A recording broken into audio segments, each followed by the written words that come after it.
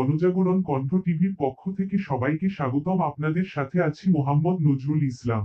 বীরগঞ্জে নিজ ঘর থেকে এক ব্যক্তির গলাকাটা লাশ উদ্ধার।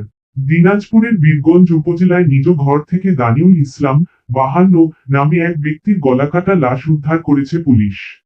শনিবার 13 ডিসেম্বর সকালে উপজেলার আরজি চৌপুকুরিয়া জিন্দাপির মেলা সংলগ্ন এলাকায় শয়নঘরে তার গলাকাটা মরদেহ উদ্ধার করে পুলিশ।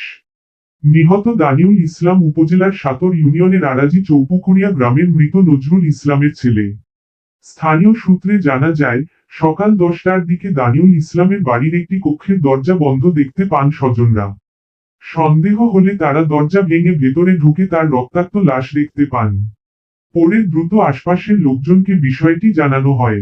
খবর পেয়ে বীরগঞ্জ থানা পুলিশ ঘটনাস্থলে পৌঁছে লাশ উদ্ধার করে।